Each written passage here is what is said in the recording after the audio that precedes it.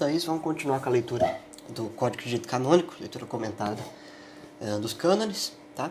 Nós estamos no livro 1 ainda, né? Das normas gerais, das disposições gerais, como queira. E agora a gente vai fazer a leitura do título 1, né? Das leis eclesiásticas, tá certo? Então deixa eu abrir aqui o documento. Bom, esse título 1 aqui são disposições gerais, tá? A gente vai ver títulos mais particulares. Mas é importante ler esses títulos inicialmente, senão você não vai saber o que está falando. Leis eclesiásticas, elas se referem a direitos... direitos e deveres de membros da igreja, tá bom?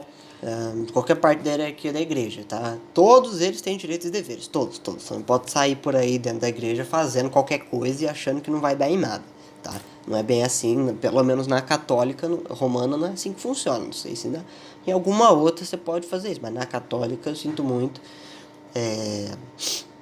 Dependendo do que se fizer pode dar BO, tá bom? Então isso vale para leigos, vale para coroinhas, acólitos, ministros de eucaristia, salmistas, a tiazinha lá da liturgia, vai para o padre, diácono, seminarista, bispo, arcebispo, cardeal, até para o papa, tá? Então vamos lá, cânone 7. A lei é instituída quando se promulga. Isso é uma coisa bem óbvia, né? Quer dizer, só vai passar a valer a lei depois que ela foi promulgada, né? Antes disso, é basicamente ter no Código Penal, né? Só vai ser crime se o seu ato tiver lei anterior que o condene, né? Então, tem que ter uma lei prévia, obviamente, uma coisa bem óbvia. Cânone 8, inciso 1. As leis eclesiásticas universais, tá? Promulgam-se pela publicação no Boletim Oficial Acta Apostolica Sedis, a não ser que, em casos particulares, tenha sido prescrita outra forma de promulgação. E só entram em vigor 3 meses após o dia indicado no número dos acta, a não ser que pela natureza da matéria obrigue imediatamente, ou na própria lei se determine especial expressamente uma vacância mais breve ou mais longa, tá? O inciso grande, vou explicar ele por partes, tá? Eu gosto de ler primeiro e explicar por partes. Bom, aqui você tem 2 tipos de leis eclesiásticas, tá? Aqui tá a distinção. Universais e particulares. Universais são aquelas mais gerais que servem para absolutamente tudo, tá bom? Que serve para todas as igrejas, são leis que se aplicam a costumes que são repetidos, reproduzidos por todos os católicos, tá bom? E se aplica a todos os membros da igreja. Particulares pode significar 2 coisas. Particulares a um tipo de membro da igreja. Por exemplo, uma lei que só se aplica a leigos, é particular aos leigos. Uma lei que se aplica apenas aos papas, é particular aos papas, e assim por diante. Ou leis particulares no sentido diocesano e paroquial, ou seja, leis que são feitas dentro de uma diocese específica e de uma paróquia específica. Essas leis, obviamente, elas não são leis que vão fazer mudanças expressas e fundamentais na doutrina geral da igreja. São leis específicas, por exemplo, em relação a o mesmo exemplo de ontem, alguma festa litúrgica, porque cada paróquia tem o seu padroeiro. Então, o calendário de cada paróquia tem diferença específica. Toda paróquia vai ter o tempo comum, tempo do Natal, tempo da Páscoa. Toda paróquia tem que ter Semana Santa, tem que ter Advento, tem que ter Missa Solene, Corpus Christi. É normal isso aí. Tem que ter padre, tem que ter Eucaristia, né? Mas tem elementos, festividades que são relacionadas a festividades da igreja, portanto algumas festividades podem sim ser tratadas como solenes, né? Como por exemplo a festa do Divino Espírito Santo que tem em minha cidade, é uma festa solene, é do Divino Espírito Santo, poxa, né?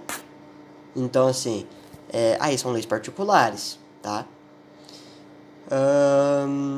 Independente disso, né? As leis, no caso, universais, né? Os ditames universais que se aplicam a todo mundo, na igreja inteira. Sai no boletim oficial do Vaticano, tá? O Acta Sede Apostólica. Não, desculpa, Acta Apostólica Sede.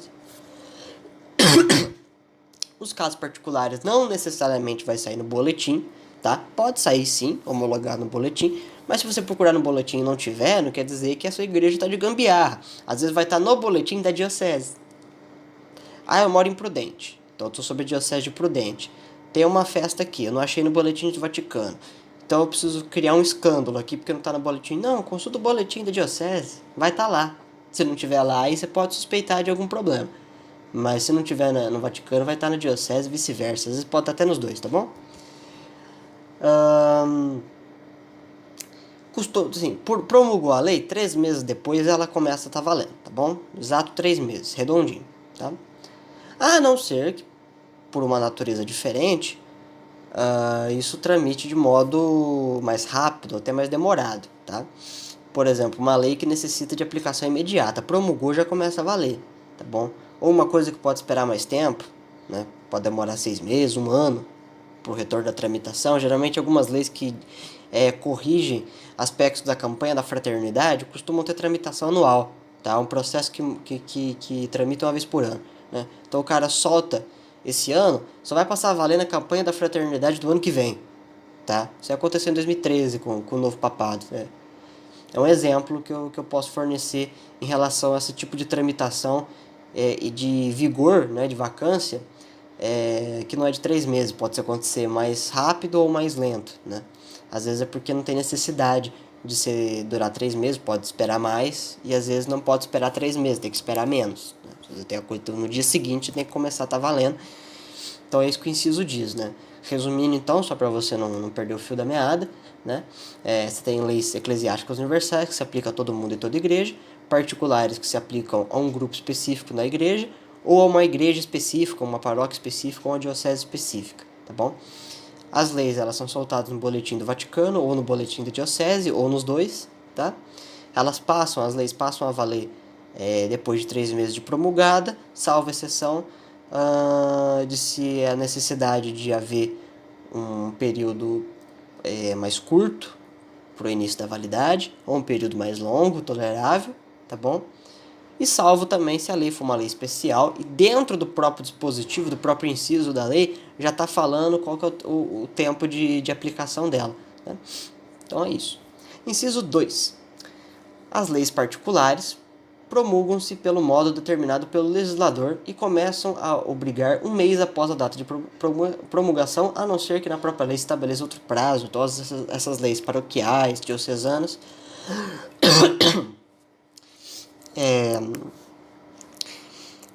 como não é feita no Vaticano, né, ela é feita num lugar específico, vai ser feito por um legislador que não é do Vaticano, é oficializado pelo Vaticano, mas não está no Vaticano, está na diocese, é legislador da diocese, e começam a valer após o mês da data, tá? Salvo se na lei o legislador colocou a data que ele quer. Então, se na lei o legislador colocou passa a valer daqui a 5 meses, daqui a 5 meses ela passa a valer. Se ele não colocou nada, um mês, tá?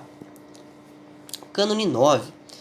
As leis referem-se ao futuro e não ao passado, a não ser que nelas se dispõe expressamente acerca de coisas passadas. Parecido com o tipo de direito civil, código penal que se tem por aí desde a época dos romanos, tá bom? Quando você faz uma lei nova, tá? Essa lei só vai analisar coisas que acontecem depois dessa lei. Entendeu? Então promulgou a lei em janeiro, ela entrou em vigor em fevereiro.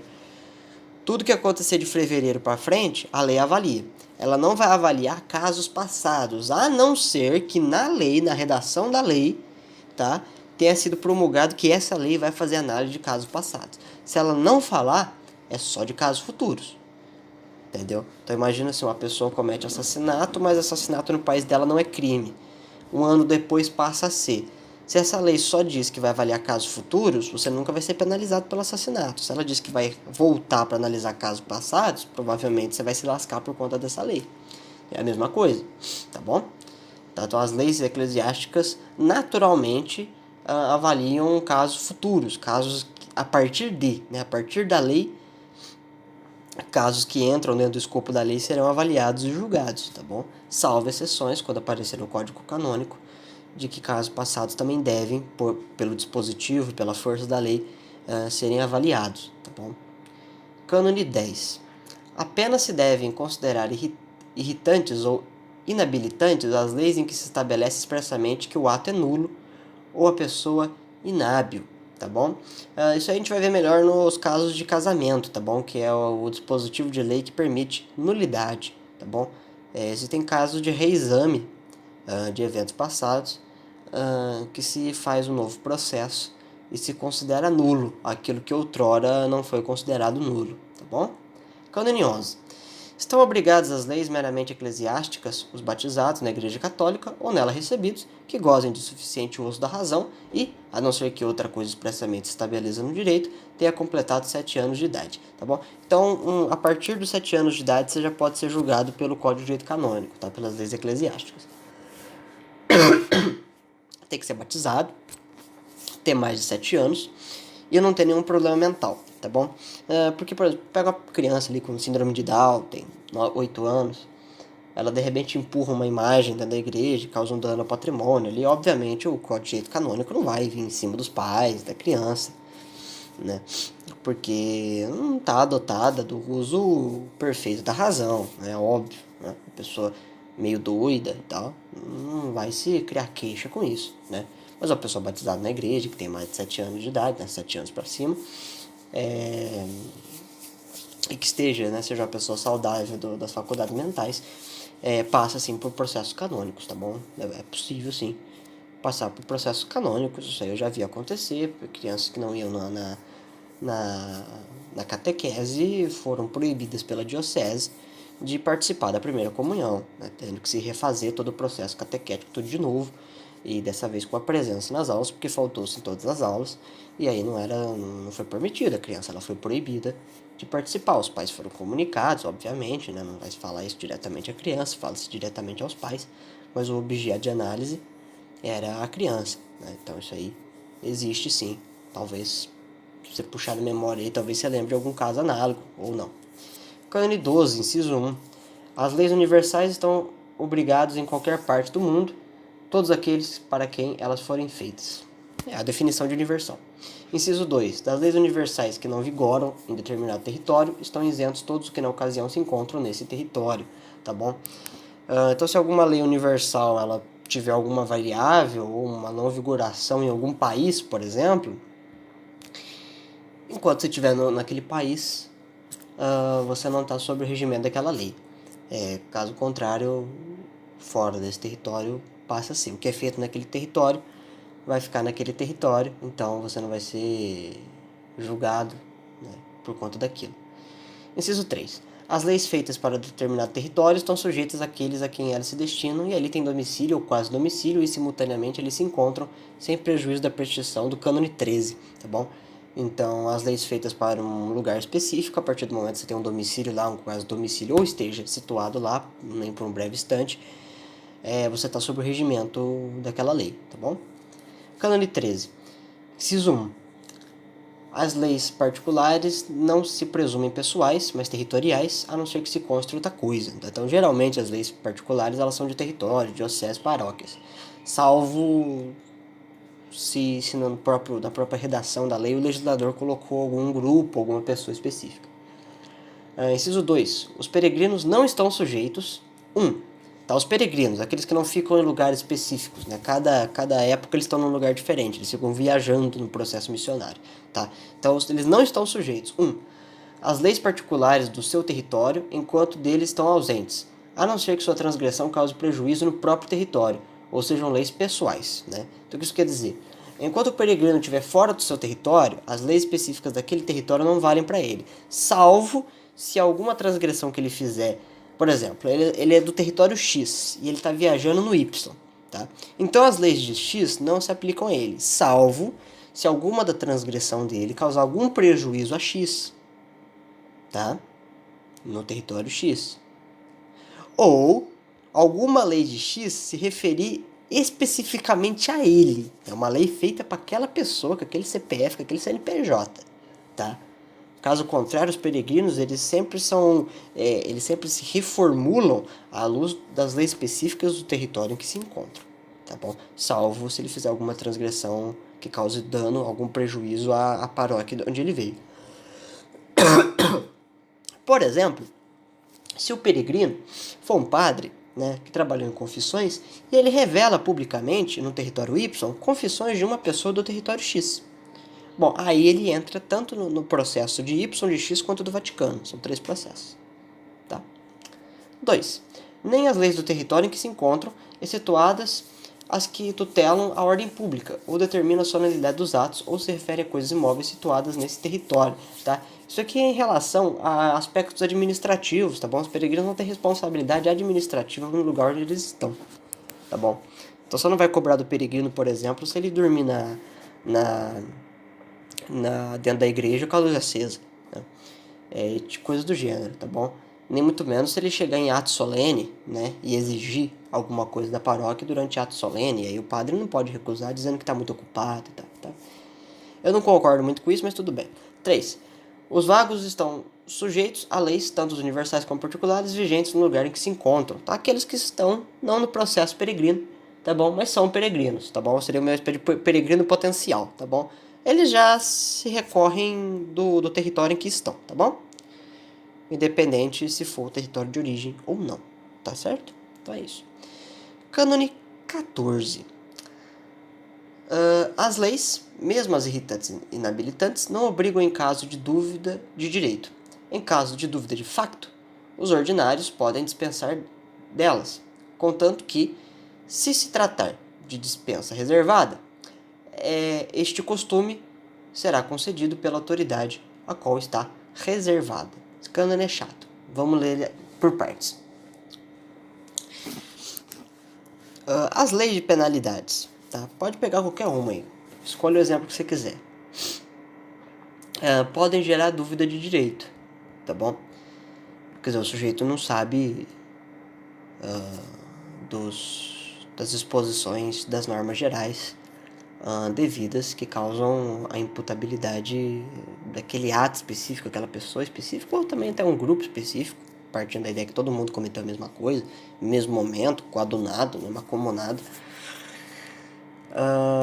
Elas não são obrigatórias, elas não se aplicam em caso de inépcia, tá bom? Na dúvida do facto, né, o colegiado, tanto do Vaticano quanto de uma diocese específica, podem fazer dispensa da lei, desde que não seja lei universal, tá bom? Universais são imemoriais, indispensáveis, tá bom? E tem que ser dado pela autoridade que reserva essa lei, tá bom? Então, se é uma dispensa particular de uma lei específica, numa diocese específica, no caso é o bispo ali que tá, então é o bispo que assina, é o bispo que faz a reserva. Se não tiver bispo, provavelmente vai ter o monsenhor, então é o monsenhor que vai fazer a reserva, tá? Isso é uma coisa que acontece no Vaticano, pode ser de repente que o Papa possa fazer essa assinatura, um cardeal, uma pessoa designada pelo Papa, tá? Mas assim, não é importante, o importante é que a autoridade do tribunal, tá bom? Então, um padre provavelmente não vai fazer essa assinatura, tá? Então, se você for alegar alguma dúvida de direito, dúvida de fato, você tem que recorrer à autoridade máxima do tribunal, tá bom? O pároco não vai te ajudar muito, não. Cânone 15. Inciso 1. A ignorância ou erro acerca das leis irritantes ou inabilitantes não impede o efeito das mesmas, a não ser que expressamente se determine outra coisa. Não é porque o cara ignorou algum elemento que o efeito não vai ser inexistente, ou o efeito vai ser positivo. Não, é possível que o efeito seja negativo, mesmo que se por fato de ignorância, tá bom? 2. Não se presume a ignorância ou erro acerca da lei ou da pena, nem acerca de um fato próprio ou de fato alheio notório, mas presume-se acerca do fato alheio não notório, até que se prove o contrário. Isso aqui é interessante, porque isso aqui salva muita gente. Uma pessoa como eu, por exemplo, que foi batizado, que eu sou católico, que eu fiz comunhão, fiz perseverança, fiz crisma, né? Eu participo do lance todo. Cara, se eu fizer alguma besteira de ordem eclesiástica, dificilmente eu consigo convencer, graças ao cânone 16, inciso 2, que eu não sabia que isso era um erro, que eu não sabia que isso era uma transgressão, que eu não sabia que existia a lei, porque o Código de Direito Canônico moderno, ele parte do pressuposto que você tem a obrigação de estar sabendo essas coisas, né? Então, até, em certo sentido, é bom fazer a leitura comentada disso aqui. Mas eu posso alegar que eu não sabia que o fato alheio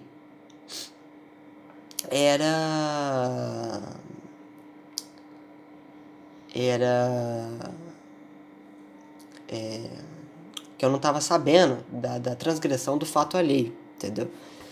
Até que eu prove o contrário, que eu não sabia. Por exemplo, uma mulher pratica um aborto e ela é excomungada da igreja Lata Setente, tá? Aí, isso sai no boletim da igreja, tá bom? Na Acta Apostólica Sedes e também no boletim da diocese. Vamos supor que o padre não teve tempo de ler esse boletim, ele não ficou sabendo disso.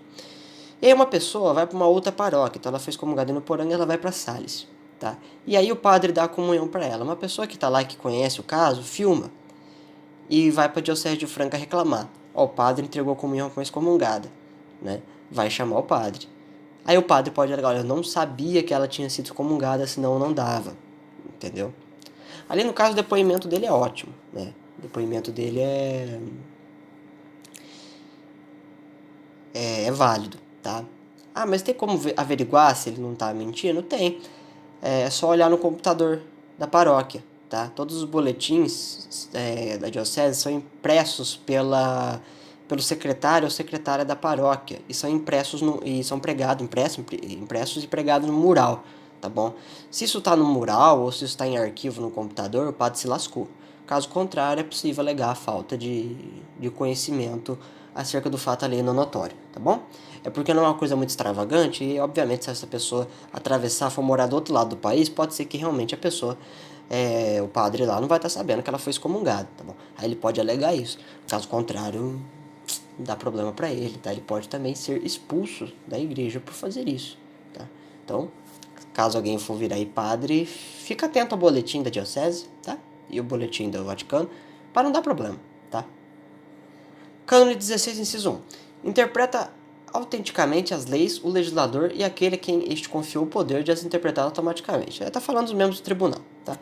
Inciso 2. A interpretação autêntica dada em forma de lei tem o mesmo valor que a própria lei e deve ser promulgada, tá bom? Então, assim, a relação entre lei e jurisprudência, tá? Se apenas esclarecer as palavras da lei de si certas, tem valor retroativo. Se restringir, ampliar ou explicar a lei duvidosa, não se retrotrai, tá? Caso a lei seja muito general, seja muito aberta, muito abstrata, aplicações concretas por parte do tribunal se aplicam, tá bom? Caso elas sejam concretas, pode haver ampliações em relação à proporção dessa lei, tá? Caso contrário, a interpretação é nula. 3. A interpretação em forma de sentença judicial ou de ato administrativo, no caso peculiar, não tem força de lei, tá? E só obriga as pessoas e afeta as coisas para as quais foi dada, tá bom? Então, assim, ela não é uma lei, tá? A interpretação da lei, ela só é aplicação da lei, tá bom? Mas ela não pode alterar os ditames da lei, ela só pode aplicar os ditames da lei, tá bom? Porque senão você teria milhões de códigos canônicos e não um só. Cânone 17.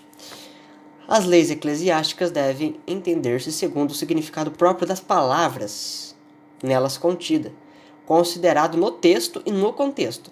Se aquele permanecer duvidoso e obscuro, recorrer-se-á a lugares paralelos, se os houver, ao fim das circunstâncias da lei à mente do legislador. Então, assim, se ela for somente ambígua, tá bom? Se ela for específica, sem interpretação, só aplicação de caso. Cânone 18. São de interpretação estrita as leis que estabelecem alguma pena, coartam o livre exercício de direitos ou contêm exceções à lei, tá bom? Interpretação estrita não é interpretação lata. Interpretação lata você pode aplicar de um jeito aqui e de um jeito acolá. Interpretação estrita vai ser sempre do mesmo jeito. Entendeu? É assim, configurou o crime, é crime, velho. Não tem, mas na verdade eu não sabia, sei lá, eu tava com diarreia. Não. É que nem Código Penal, velho. Configurou, se fudeu. Tá? Não tem jeito.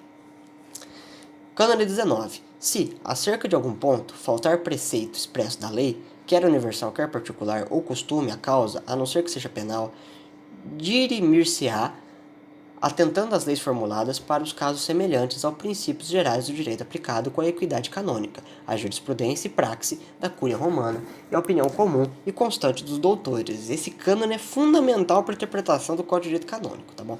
Salvo situações penais, tá? Porque situação penal na igreja é configuração estrita. Configurou, se lascou. Não tem conversa, tá? Tirando isso, aspectos relativos, administração, a escolha disso, daquilo, disposições gerais de matrimônio, disposições gerais de batismo, não sei o que de sacramento, não sei o que de dons, etc, etc, etc, que não trazem penalidade, apenas correções administrativas. Se uma lei for ambígua e o legislador tiver com dificuldade de interpretar, de botar jurisprudência e praxe naquela lei, ele pode buscar uma outra lei parecida, que tenha o mesmo valor canônico, tá ali, equidade canônica, tá? Se ele não achar, ele pode buscar a opinião da Cúria Romana, tá bom? Dos documentos, das bulas romanas. Se ele também ali não ajudar muito, ele pode buscar ajuda em documentos de doutores da igreja, tá bom? Sim, pode haver dentro de um processo canônico uma pessoa ela ser afetada na esfera administrativa, penalizada na esfera civil, né? Não estou falando na esfera penal, estou falando da parte de reparação de danos, civil, dentro da esfera administrativa, dentro da esfera pastoral, dentro da esfera catequética, ministerial, ela pode sim ser condenada à luz de um comentário, de alguma defesa de algum doutrinador católico. Santo Agostinho, São Tomás de Aquino, John Duns Scott, Santo Anselmo, Santa Teresa d'Ávila, sim. Por isso é muito importante para advogados que trabalham na área de direito canônico ter um grande conhecimento de patrística escolástica e mística, que é onde estão os doutores da igreja. Porque você pode salvar seu cliente com um comentário, por exemplo, da Santa Teresinha do Menino Jesus. É possível. Salvo penal, tá? Em outros processos é possível, sim. Você montar uma defesa em cima disso e possivelmente o legislador também, acolhendo, apreciando a sua defesa, ele pode escolher a opinião do doutor como válida ali, caso a lei não seja muito definida, ele não consiga aplicar uma jurisprudência ali, tá bom? Então isso é possível sim, tá? Muito importante, decora esse cânone 19, decora. Cânone 20. A lei posterior abroga a anterior ou a derroga, se assim o determinar expressamente, ou lhe for diretamente contrária, ou ordenar integralmente a matéria da lei anterior. Mas a lei universal não derroga o direito particular ou especial, a não ser que outra coisa expressamente determine no direito, tá bom? Então uma lei que vem para substituir uma outra, substitui, tá? Porque não pode ter leis contraditórias, tá? Se é uma lei complementar, ela só substitui a lei originária se falar que está substituindo, senão é a lei de complemento literal, tá? Então você junta as duas leis, tá bom? Agora, a lei universal não derroga direitos específicos, tá bom? Só se for determinado pela própria lei. É sempre assim. Ela vai substituir, ela vai aberrogar, ela vai revivificar, ela vai transitivizar se tiver expresso na lei. Senão ela só dá seguimento, tá? Então assim, você vai ver vários cânones parecidos com o 20. Ontem a gente já leu cânones assim. E a gente vai continuar lendo cânones assim. Eles repetem, não sei porquê. Cânone 21. Em caso de dúvida, não se presume revogação de uma lei pré-existente, mas as leis posteriores devem cotejar-se com as anteriores e, quando possível, conciliar-se com elas, tá bom? Somente se for possível, tá bom? E só a redação em si não substitui a lei, precisa ver a lei anterior, tem que ver se elas são contraditórias, né?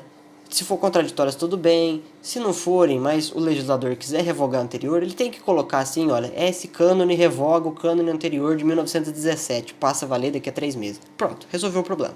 Caso contrário, não. Cânone 22.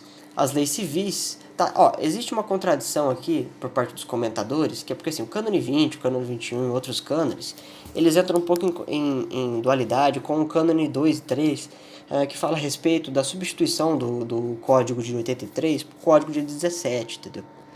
Então, assim, existe uma espécie de disputácio em cima disso. Talvez esses dois cânones que eu li agora possam ser revogados no futuro, não sei, possam ser alterados. Mas quando entra nesse tipo de caso, dessas discordâncias, pode-se buscar a jurisprudência da Cúria Romana ou até mesmo o comentário de algum doutrinador da Igreja Católica, tá bom? Algum doutor da Igreja, como eu citei no caso 19, cânone 19, tá? Por isso que é muito importante você atentar a isso, tá? O cânone 19 é fundamental, diga e repito. E o nosso último cânone de hoje, cânone 22, as leis civis, para que remete o direito da Igreja, observam-se no direito canônico com os mesmos efeitos, desde que não sejam contrários ao direito divino, a não ser que por outra coisa determine no direito canônico, tá bom? Então, as disposições civis, elas não podem ir contra as designações teológicas, tá? Elas não podem em conformidade, estarem com falta de conformidade, né? Estarem inconformadas com elementos relativos à Sagrada Escritura, tá? Então o magistério não pode ir contra a Sagrada Escritura, nem muito menos ir contra a tradição católica, aos doutrinadores da igreja. tá bom? Então você não pode afirmar uma coisa, por exemplo, dentro do Código de Direito Canônico que seja contrária à doutrina da destinação dos bens que aparece na Suma contra os Gentios de São Tomás de Aquino. Não pode fazer, tá bom? Então por hoje é só. Amanhã a gente lê o título 2 dos costumes, né? Eu falei ontem muito sobre os costumes, né?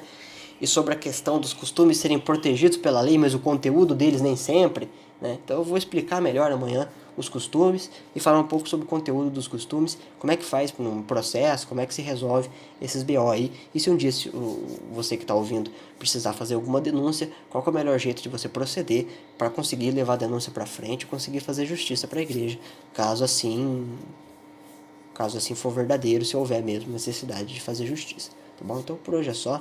Muito obrigado por quem está me acompanhando. Eu vou me dando feedback, porque é sempre importante. Eu preciso saber o que vocês estão entendendo, para saber se eu preciso explicar mais ou menos. E é isso. Um forte abraço e até amanhã, né? Segundona Braba.